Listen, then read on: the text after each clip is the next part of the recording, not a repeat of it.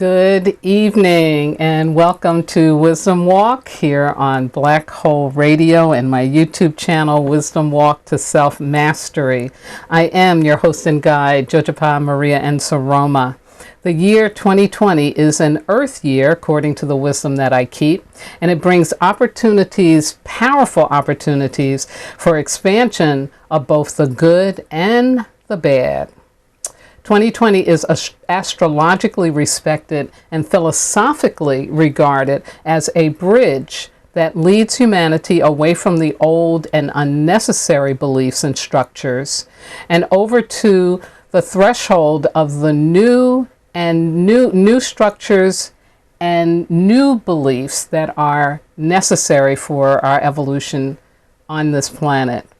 The future is now. January 2020 is the first of 3 water months in a year that is demanding that we stand in truth, vulnerability, worthiness, commitment, and adaptability.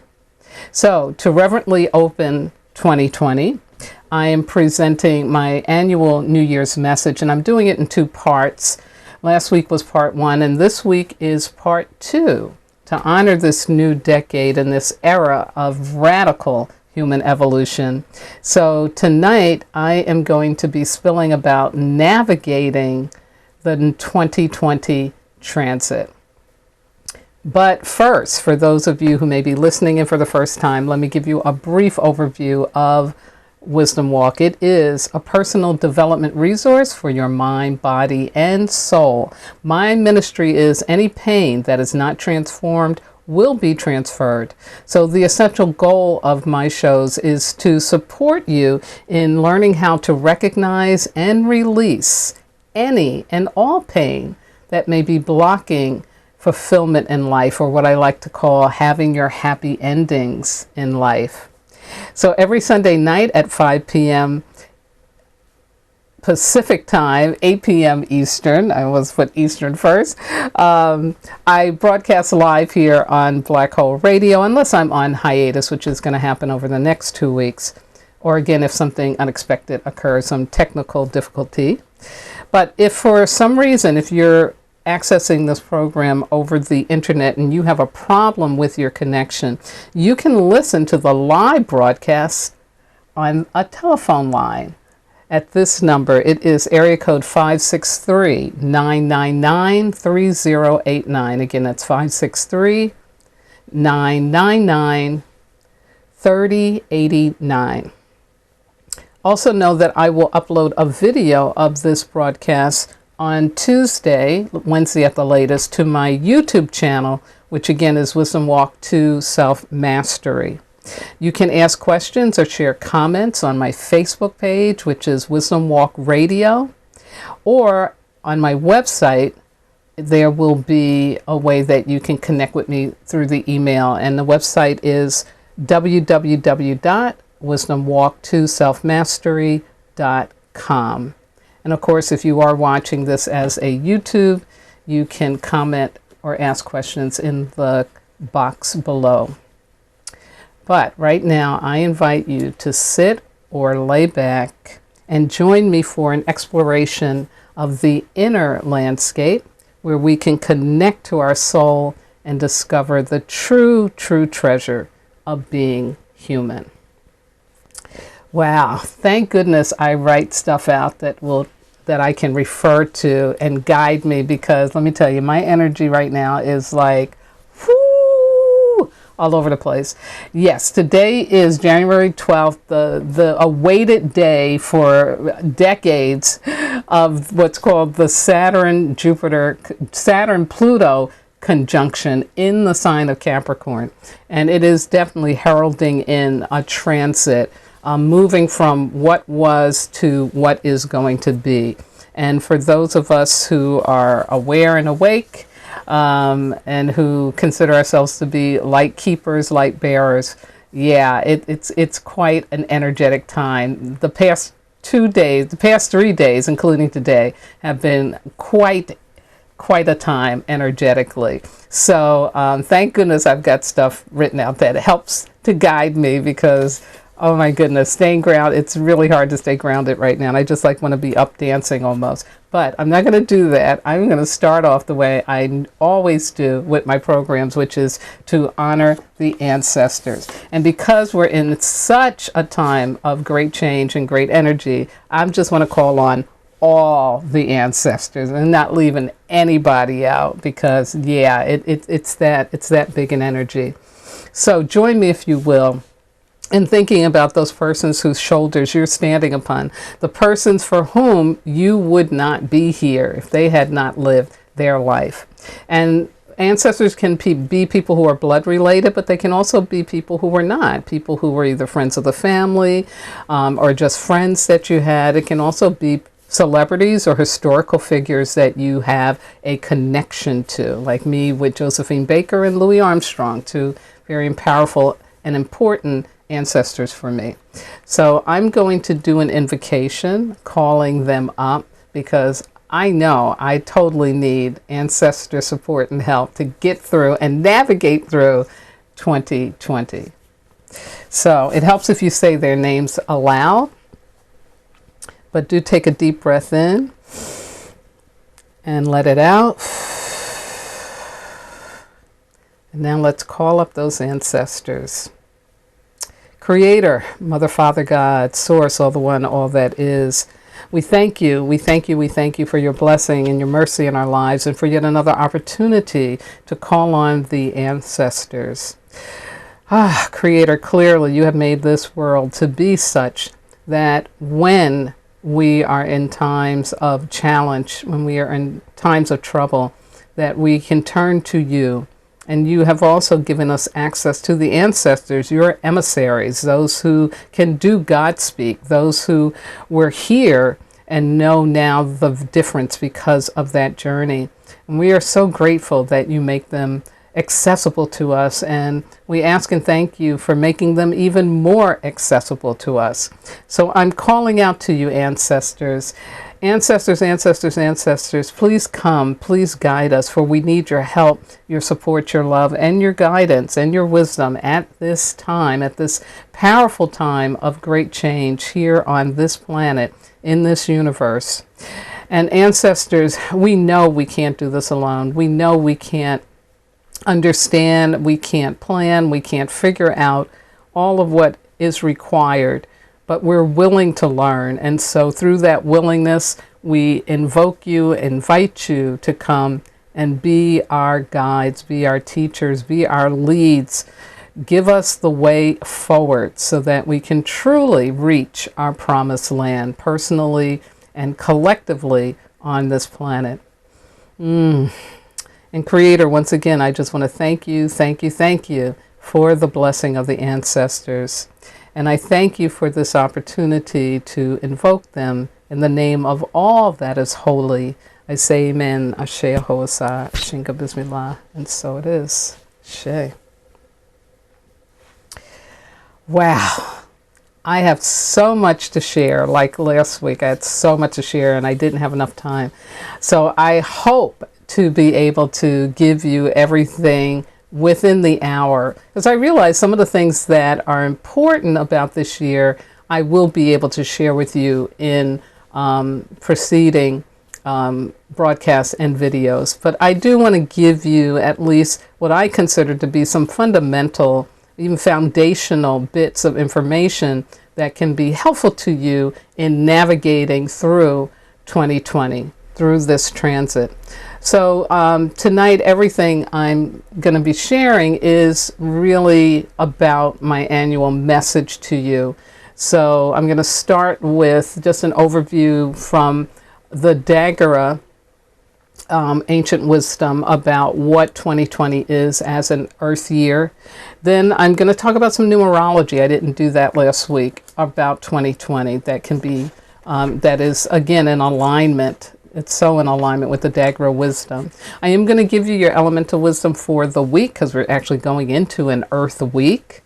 And then I am going to talk about the Saturn-Pluto Conjunction and some more about what that means, and also share some historical events that give us a sense of how what type of change we may be ready for or that is coming. And then after that, I am going to focus on how you can personally navigate through 2020, because to me, it really is a time of great growth for all of those who are willing to take on that challenge. So let me start again talking about 2020 as an Earth year by sharing the quote from my teacher, Malidoma Somé, a great Dagara shaman and elder from Burkina Faso. And his book is called, one of his books is called The Healing Wisdom of Africa, in which I got this quote from. And he says, Earth symbolizes the mother on whose lap everyone finds a home, nourishment, support, comfort, and empowerment. Representing the principle of inclusion, Earth is the ground upon which we identify ourselves and others. It is what gives us identity and a sense of belonging. Earth is the power to notice, to see, and to thrill in being seen. Yes, yes, yes. I just love that. So if you or someone you know was born in an Earth year, and that means that the last number of your birth year would be a 0 or a 5, like 1955 or the year 2000. And if you are an Earth person, that means that this year will be one of intense personal growth and spiritual development as the cosmos works its magic to bring you more into alignment with your essential nature and your highest purpose. Yeah. Yeah. It's like it's when it's your elemental year. It's like your essence gets stirred up and it really calls out to you, come on, come on. We got something big here to do, you know, and it works to get you in alignment. So of course, if you're getting more into alignment, there's going to be some things that need to fall to the wayside. And so that's why we consider it to be a very transformational, powerfully transformational year when it's your elemental year. So all those Earth people out there, get ready, but it's going to be really, really important and wonderful because you're energetic. You know, the essence of what you carry is so what's needed for where we're at as a species in terms of our relationship to the Earth. So we need you in alignment with your Earth essence to really help us remember and practice what it is and how it is we need to be with the Earth. And that's, to me, one of the fundamental shifts that we need to be making. We need to become stewards of the Earth rather than consumers of the Earth. Now, you know, within these first 12 days of 2020, we've had just some really heartbreaking situations going on between the earthquake and aftershocks of Puerto Rico, the fires in Australia, the loss of so many animals, and of course people losing their homes or having their life disrupted because of the fires. There's fires in Africa. The Amazon is still an issue. There was a plane from Iran that went down and over 170 some people lost their lives. You know, so the year has already started off with a lot of, you know, tension, disaster, struggle, suffer, you know, the kind of stuff we definitely don't want to have to be living through. And so the biggest challenge that I see for this year for us as a species, as humans, and that we can take on a very personal level is to address homelessness from the inside out. So spiritually, the overwhelming number of people literally living on the streets in every city around the world and and towns and villages, you know, wherever. But it's a messaging of how disconnected we are from our true selves as a result of modernity, a result of the modern world. We don't feel at home within our divinity because we are so distracted by the pursuit of material objects and doing whatever it takes to have them. As a result, we trust in our employers, our credit cards, our banks, our money more than we trust in our greater order and direction, or believe that we really do have a cosmic address. Yeah, we all have a cosmic address. And as I said last week, like Dorothy and the Wizard of Oz, you know, we were running around the wizard's castle instead of clicking our heels and going home. And so, one of the biggest opportunities we have this year is to ask ourselves on a daily basis, how can I help? It's about invoking a very generative, nourishing, and abundant universal love energy that this earth element has for us, and focus it on being of service to others. And most importantly, without expecting anything in return.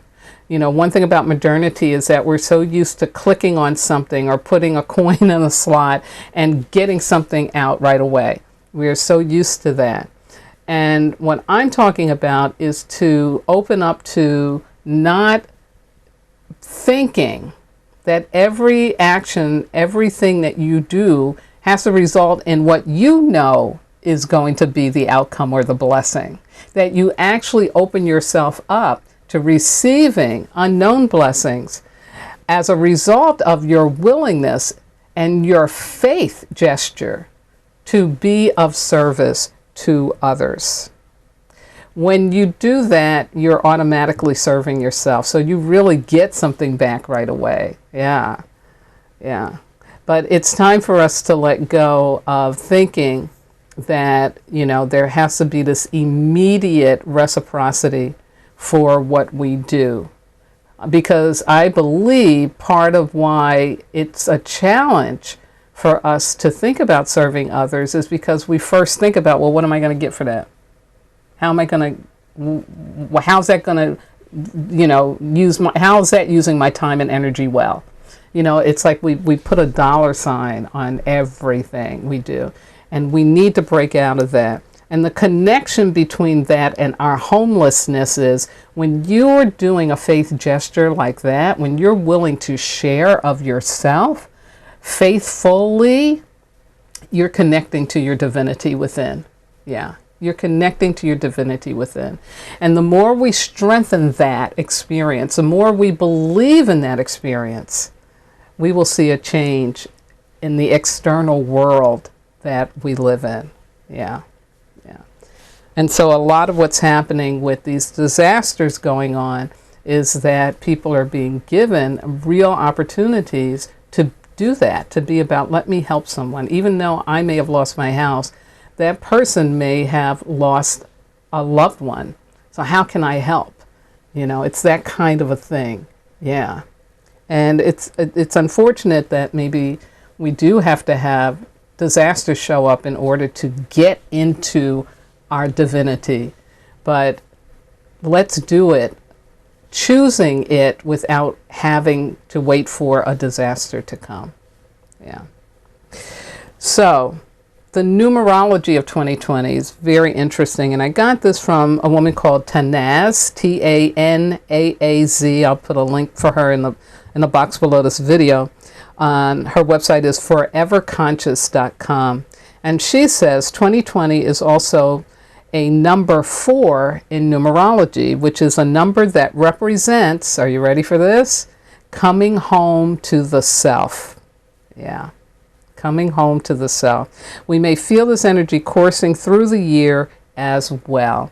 So again, another validation about the fact that we feel homeless. We're not connected enough to ourselves.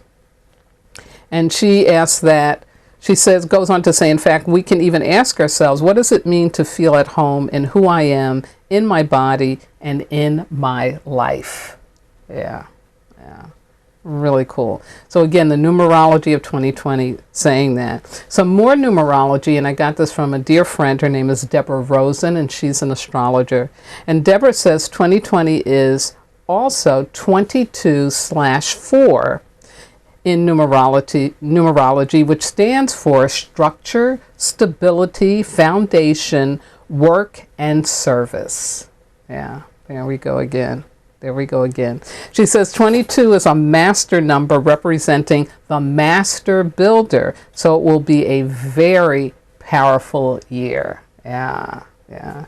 So master builder numbers, like 11 is a master builder number, 22. And when those show up, that means that spiritually there is an opening. There's a portal that is open to really help us get in alignment with our truth, with our higher purpose, so that we can produce the things that are necessary for us to be here, to be okay, to be happy, to be joyful, to be fulfilled, to be loving. Yeah, like these are the love numbers of the universe. And I'm not talking just a romantic love. I'm talking about what love is really about. That how can I help? Yeah, without expecting anything in return. That's love. That's really what love is about. Yeah, very, very powerful. Very powerful. So from there, let's jump into some elemental wisdom for this week, which I do according to the Dagara cosmological wheel. And because January 1st landed on a Wednesday, the elemental week goes from a Wednesday to a Tuesday. So right now we are still in a nature week. We are still being churned up. Yeah, in our nature week. We're still welcoming this change that is coming in. And so this Wednesday, the 15th, to Tuesday, the 21st, we will have our first Earth week in this Earth year. And here's the opportunity.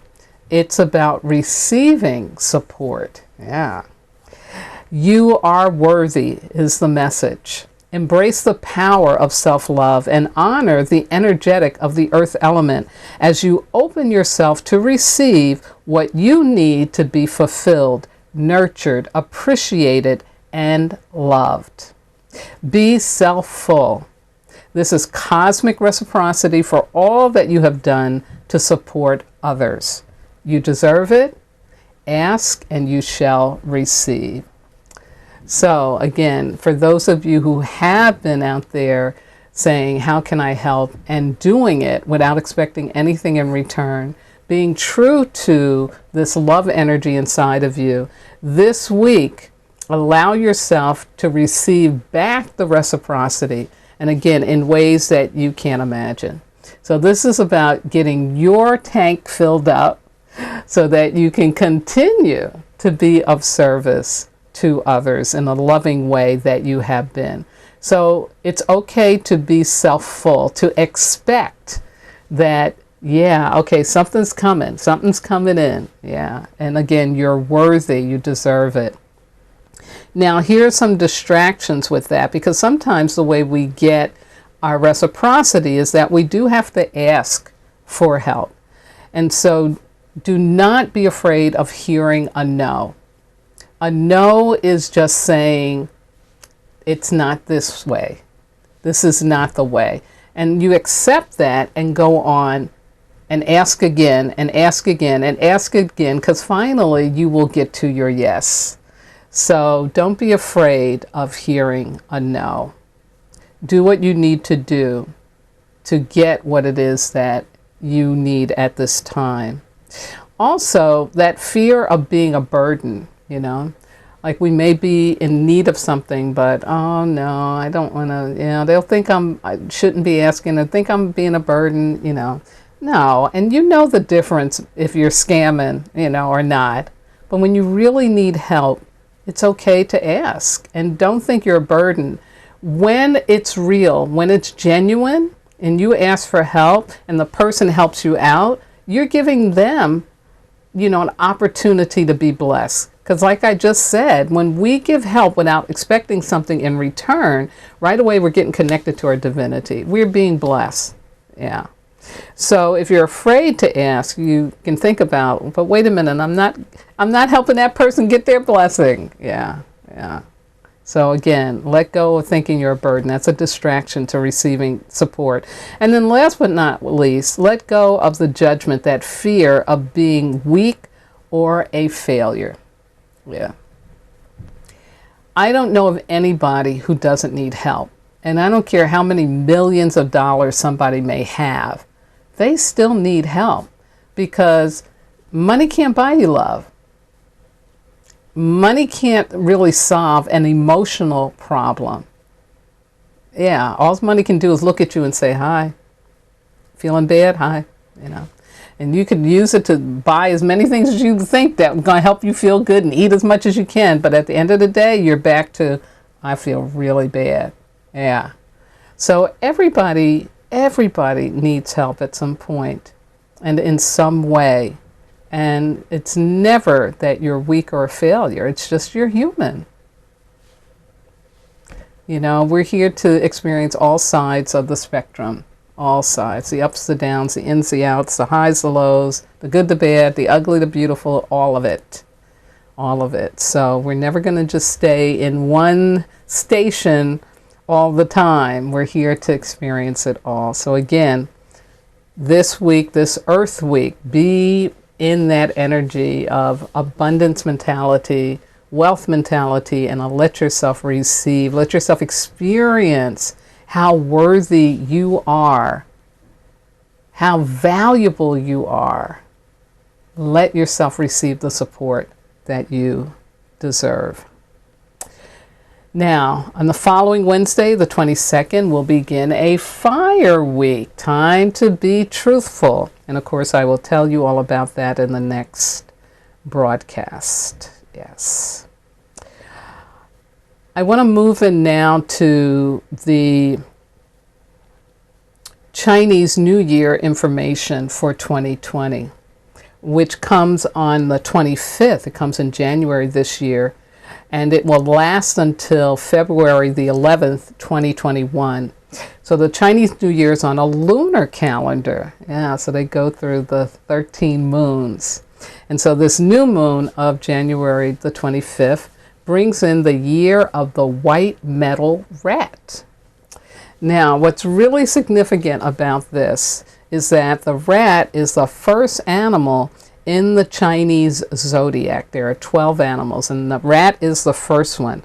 So this year kicks off a new 12-year and ultimately a 60-year cycle of human growth and development. Yeah.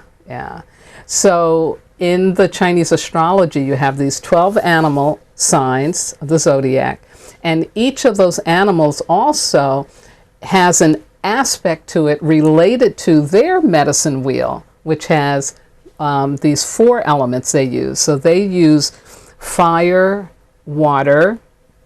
No, wait, they use 5 elements too. What am I talking about? They use 5 elements, and it's fire, water, earth.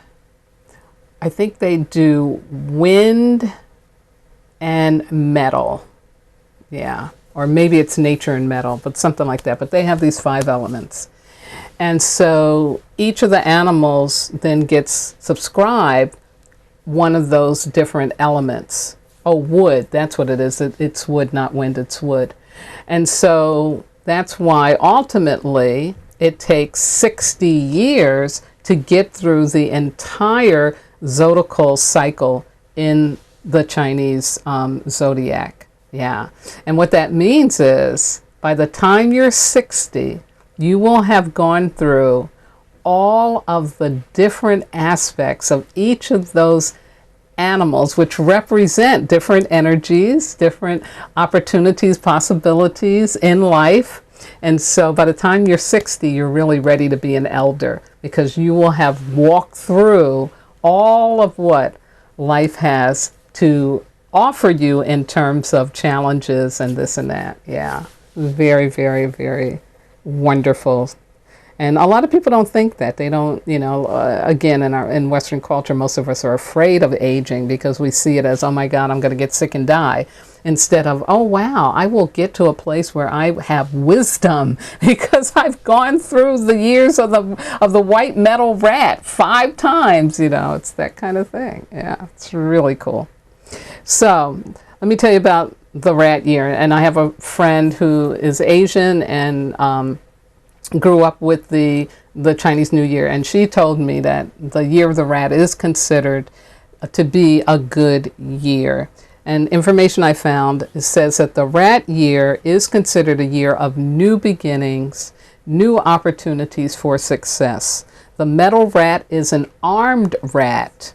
He's got yang energy, and he's ready to take on the reset of long-standing negativity into positive energy and outlooks. Rats have spirit, wit, alertness, delicacy, flexibility, and vitality. So, I'm going to tell you that I, as long as I can remember, have a deep phobia of rodents, especially rats, like deep. Like if I just even suspect that I could see one out on the street or God forbid in the house, I am like locked down emotionally in just fear. It's crazy. It's not as bad as it used to be. I really did take on, like, I need to work on this. I need to heal it because it's irrational. It's irrational. It's not, so it's based on something. So I've been working on that. But at one point, something that really helped me was a conversation I had with my friend who's a great artist. Her name is Shelby Keith. And Shelby told me that, oh, I've had rats as pets. And I was like, as a pet? And she began to talk to me about these rats that she had as pets and that they didn't live that long, but how gentle they were and sweet they were. And for the first time, I began to think that, oh, well, they are divine creatures. They're here for a reason. Like, oh, maybe they're not supposed to be disposable in the way that we think of them, or that they're all evil and ready to bite you just looking at you. And it really did help me open up to consider rats in a very different way, in a loving way. And so I think that's a thing for this year, because when most people hear rat, I don't care it's white or metal, it's still a rat, like a rat year. You might think, right, like it's a year of danger or something bad.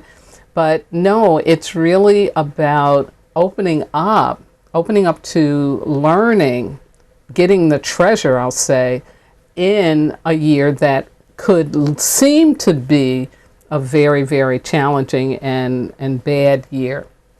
But again, it's a new opportunity. It's a reset time. It's a beginning of a new cycle of growth and development.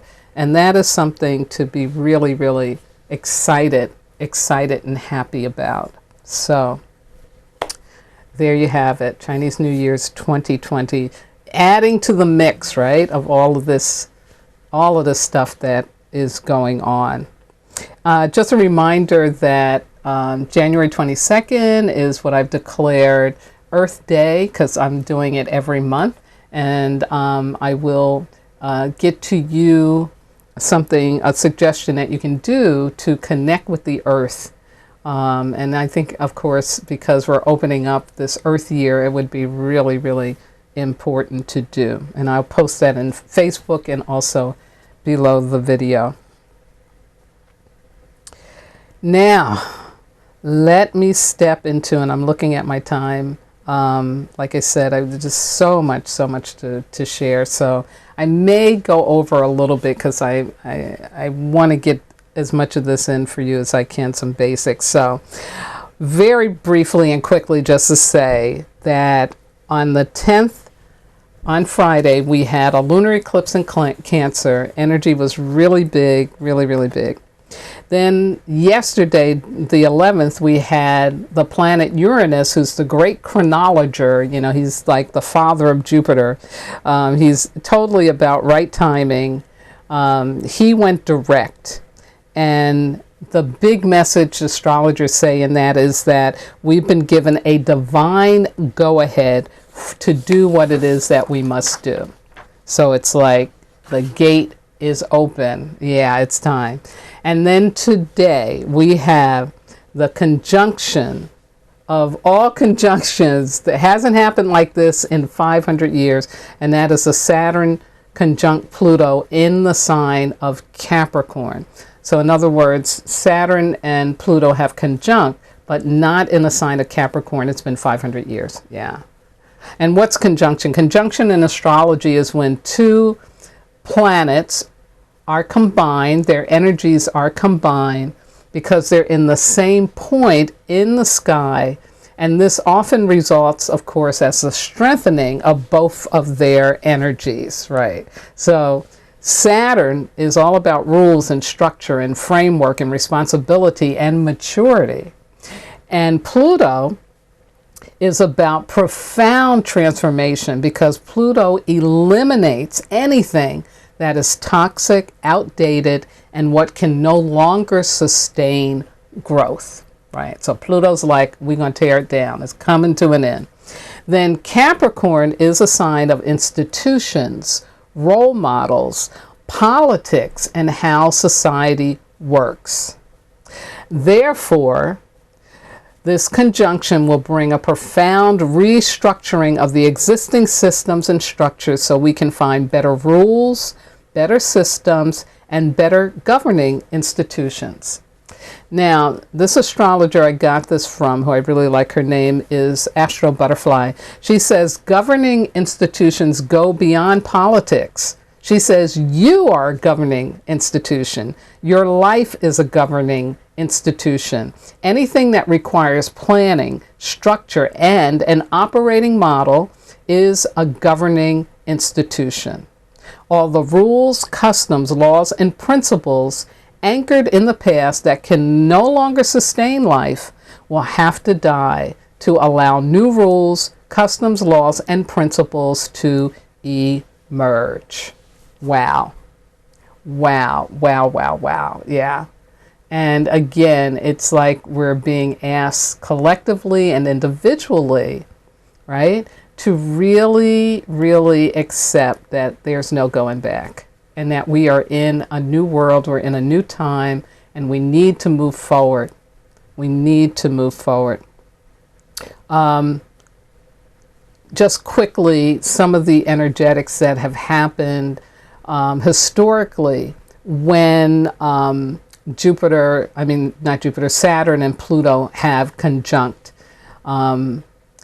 And again, the first one I talked about last week, what's 500 years ago, was the Reformation that happened to the Catholic Church because of Martin Luther's saying, you all are corrupt, this ain't working. He nailed these 95 theses to the door of the church in Wittenberg, Germany. It went viral, and boom, you have the Lutheran religion showing up, then the Methodists, the Quakers, all of that stuff comes out of that act, that Reformation. That was in 1517. Another historical piece I found that was really interesting is in 1518, the rise of the transatlantic slave trade. So that year is when King Charles I of Spain signed a pivotal charter with the Portuguese traders, authorizing Spain to send slave ships directly to the Americas from Africa. Yeah, and we know about the impact that that has had over the last 400 years. Yeah, amazing. So again, that happened at that time. And then in 1982, when there was the Saturn-Pluto conjunction, it wasn't in the sign of Capricorn, it was in Libra. But it just another example of how, you know, stuff shifts when those two get together.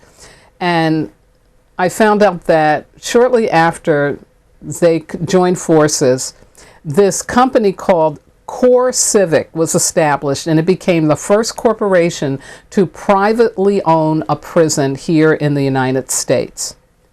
In 2020, Core Civic, which now has changed its name to Corrections Corporation of America, is a publicly traded company on the New York Stock Exchange, reporting annual revenues of $1.7 billion. Yeah. Yeah, something to think about. Something to think about.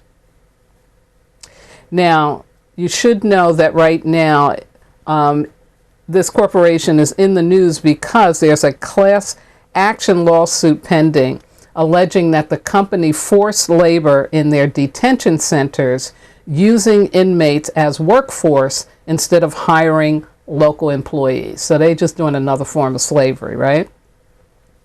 And also, you should know that they have been scooping up government contracts at the controversial ICE detention centers that hold asylum seekers in custody. Yeah, yeah. So it's time for some fundamental reform to happen, because this is not okay. This is not okay. No, not at all. So those two planets coming together, you know, it's big stuff, big stuff. And again, you know, these things that are coming up that are not okay, that are injustice, that are not in balance, it's not right, it goes against humanity, they're coming up so that we can see it and say no to it and to change it. So do remember that, you know, and I think that's the job of these two planets coming together, is to really kind of illuminate, hey, look, you got this going on. This is not okay. So let me talk about, for you to navigate through these energies on a personal level, navigating this 2020 transit, that getting from here to there. And where is there, right? Where is there? And maybe right now, most of us only know of what was that we're leaving. We know where we're coming from. We may not be too clear about where we're going, but we know we've got to move. There are some things we know we need to be really clear about where we're headed to. Just in that quick example about prisons, like we need to really, really understand that locking people up and not really addressing the root causes for criminal behavior is not going to change anything. And the fact that a company can make billions of dollars off of that, just locking people up, is not okay. It's really not okay. So know that 100 years ago in the United States, there were social and economic progress made, especially for women, when they removed their corsets and cut and bobbed their hair and shortened their dresses and were given the right to vote. Yeah, that's been like 100 years, okay? Also, you had black people demonstrating more than their genius through the Harlem Renaissance and the initiating of their global influence on pop culture, which continues to this day through jazz and divas like Josephine Baker. You know, she was really hot stuff in the 1920s. So jazz became like the global music around the world. It was America's original music, the first original music of America. Also, you had filmmaking going to Hollywood, to California. It becomes what today would be a gazillion-dollar industry, but it was just beginning back there. And being young, good-looking, and healthy becomes a lifestyle to which everyone aspires. But as the car and other machine-making industries introduce buy now, pay later, the age of consumerism is born. So as more people leave farms for cities, there's no lack of workers willing to do whatever it takes to be able to consume. So the status quo becomes compliance with the company in order to have a good life. 100 years later, here are the three major shifts we need to make personally and collectively as a result of all of what happened 100 years ago. First of all, we need to shift away from being consumers to stewards. You know, out of control consumerism, just in the microfibers, which is plastic bottles, bags, Amazon packaging, it's destroying our ecology. It's destroying our ecology. The seabeds are full of stuff that isn't allowing the living creatures to do what they need to do. And especially especially to just in terms of people's living spaces, there's just so much garbage, so much microfiber. It's out of control, and it's a problem. It's a big, big problem. And that's just one example of consumerism gone crazy. So we've got to shift out of that and become stewards of the earth. We really have to get that when I go to the store and I buy a bottle of water, a plastic bottle of water, I'm having an impact on the ecology. And it's not just about to recycle it, but I need to think about, is there something else that I could be using? Is there something that's better? Like, we need to come up with better solutions. We also need to go from being mindless workers, like we just came off the farm, to mindful contributors. Yeah. We need to get that we're not just here to survive, that we're here to make a contribution. And so we really need to be thinking about, how is it that I really want to be spending my time and energy? How is it that I want to work? And to be working for that. And I think now more than ever in Western culture, you do have more people thinking entrepreneurially, wanting to be in charge of their time and their energy and to use their gifts and talents. And we do need to see more of that happening. And then the other big shift is from being compliant to being creative. And again, it's so easy for us to participate with companies and things that are just, making a mess. And we need to wake up to that. Compliance holds in place that which is harmful and no longer serves the good of humanity and animals and all living things. The burning of the Amazon, what's going on in Central Africa. Even the Catholic Church not addressing the root cause of abuse by priests and nuns. That's a problem. That's a problem. So we need to be creative and come up with new solutions for how to be in community with each other from a place of love and not fear. So next step in our shifting, I want to share with you what I call 5 fundamental areas for self-actualization and 5 postures that we can take to support that. Now, self-actualization, which I'll be talking about more in the coming months, is basically about growing up. That's basically what it's about. It's about maturing and growing up. Because when you're self-actualized, not only do you accept yourself and love yourself, not only are you kind and generous and loving to others, but you're very, very capable of knowing the difference between love and fear, and you have the ability to choose love over fear when put into a situation where that needs to happen. Yeah. So it really is about growing up.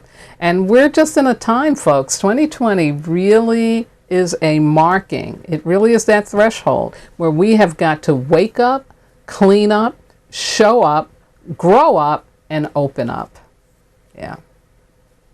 So here are the 5 postures related to that. Wake up. Wake up through and to the truth of who you are. This is about trusting your inner self, trusting your intuition, trusting your uniqueness more than you trust what somebody else might be telling you or want to tell you. It's about really being true to yourself, becoming authentic, becoming real. Yeah. Clean up. That's through vulnerability. Yeah. This is about allowing yourself to take risk instead of trying to manipulate and connive and cheat and all of that kind of stuff to get what it is that you want, especially love, It's about cleaning up those places and spaces within you that ain't right. And it ain't right. Yeah. And we all have that to a degree. But unless we're willing to be vulnerable, meaning open-hearted, meaning not afraid to risk, being in the truth of who we are, saying, you know what, I like that. That does work for me, And, not needing to think you've got to convince somebody else that they got to like that too.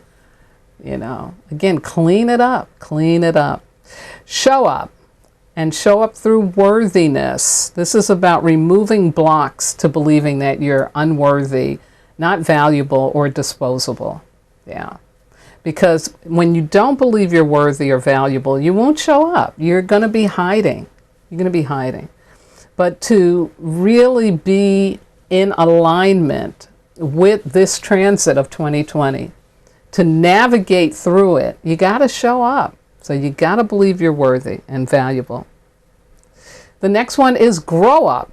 And you do that through commitment to your higher purpose. Yeah, this is about remembering that you are here on purpose, that you were born full, that there's something inside of you that the world needs. And I don't care how small you may think it is. It's huge. It's huge, but you're here for a reason. And so stepping into that commitment of higher purpose is about maturing and growing up.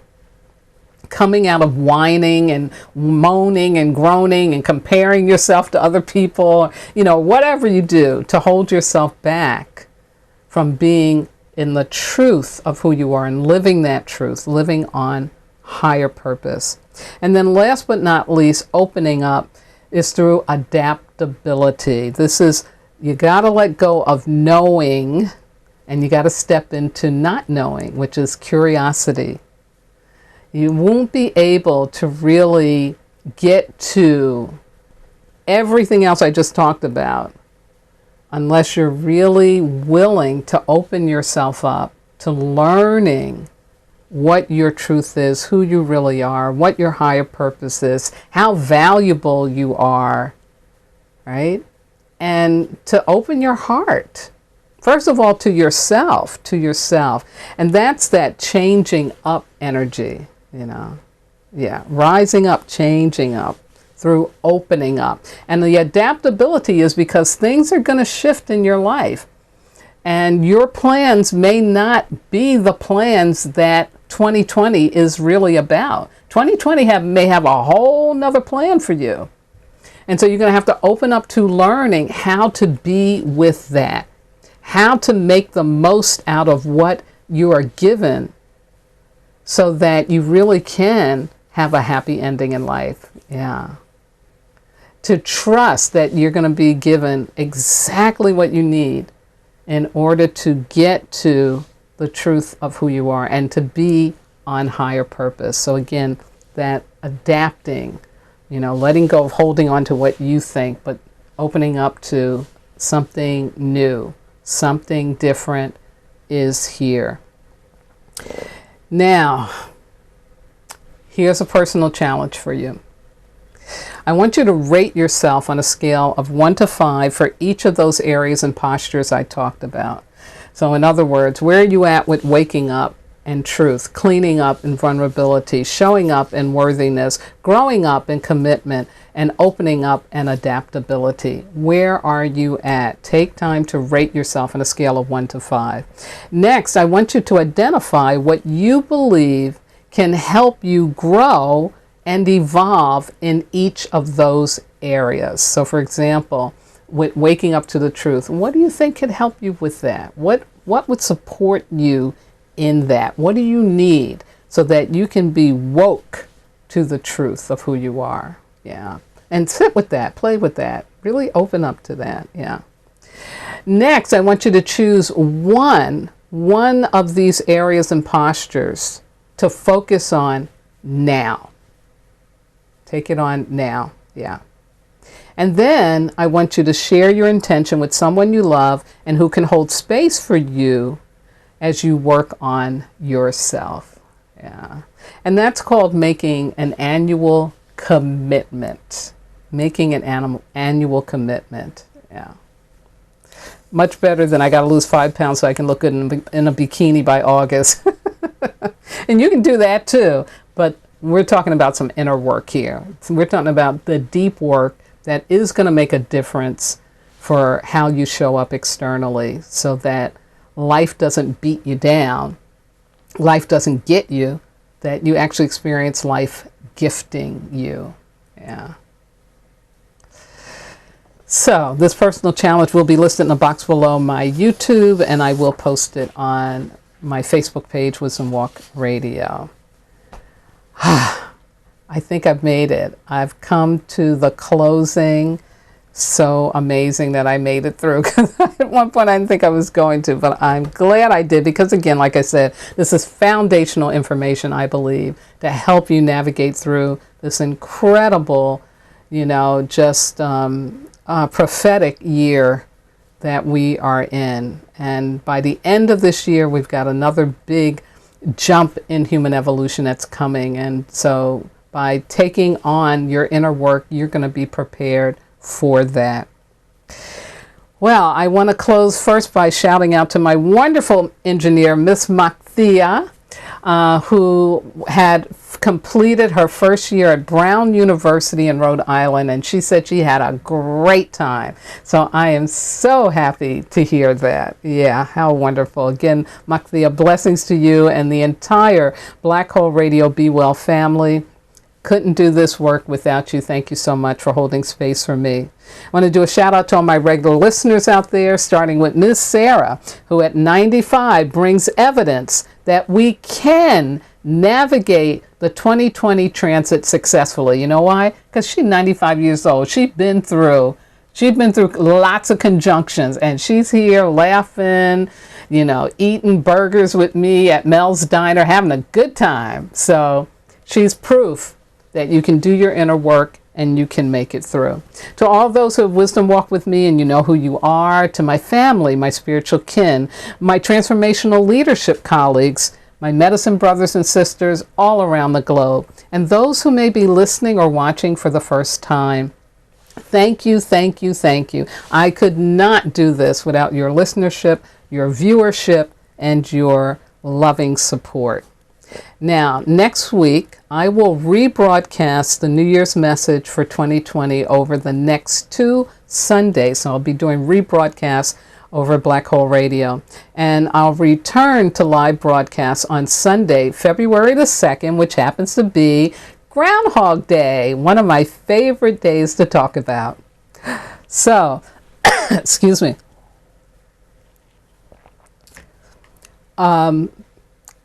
Please check out my Wisdom Walk Radio page, because like I said, I will post some things on there.